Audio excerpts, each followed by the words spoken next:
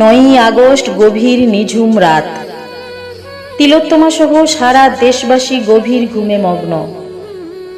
একটি মেয়ে তখন লড়াই করছেন। প্রতিদিনই তিনি লড়াই করেন, অসহায় মরণাপন্ন রোগীকে বাঁচানোর লড়াই। তবে 9ই আগস্ট গভীর রাতে তার ওই লড়াইটা ছিল নিজেকে বাঁচানোর।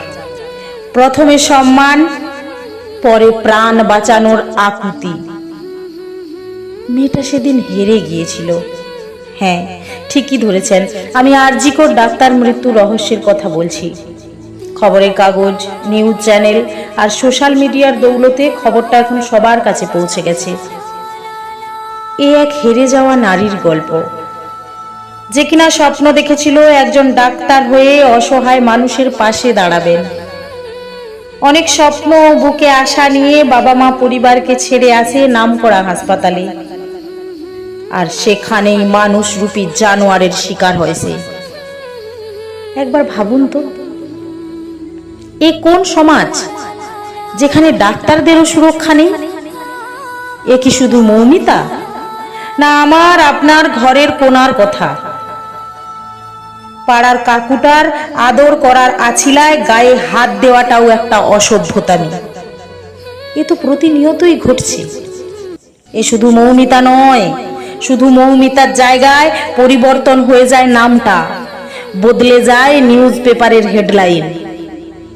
ভেতরের খবর একই থাকে।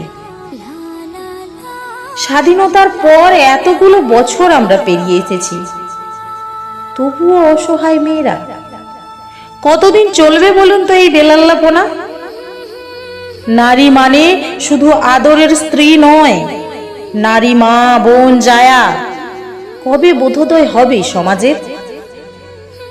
নিজেকে নিঃস্ব করে যে বাবা মা মেয়েকে ডাক্তার করার জন্য পাঠিয়েছিলেন, তিল তিল করে গড়ে তুলেছিলেন আশার বাঁধ, তাদের বুক ফাটা হাহাকার ওই নরপিশাচ ধর্ষকরা কোনোদিন বুঝবে না।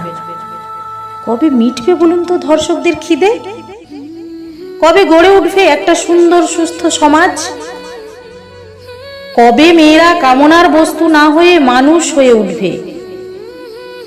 কত প্রতিবাদ, কত মোমবাতি, তবুও কি হচ্ছে পরিবর্তন? পরিবর্তন চাই নৈতিকতার, মূল্যবোধের। যে দেশে দেবী মা পুজো পায় ভক্তি ভরে, সে দেশে মেয়েরা কেন লাঞ্ছিত? আজ স্বাধীনতা দিবস, জাতির সৌভাগ্য সূর্য উদয়ের দিন। স্বাধীনতার এতগুলো বছর আমরা পেরিয়ে এসেছি, কিন্তু স্বাধীন তো আমরা হলাম না। আসুন না, আমরা সবাই মনুষ্যত্বের মন্ত্রে দীক্ষিত হই, মানবিকতাকে জাগ্রত করি, গড়ে তুলি একটা সুন্দর সমাজ। আর সেটাই হবে পরবর্তী প্রজন্মের কাছে আমাদের সব থেকে বড় উপহার।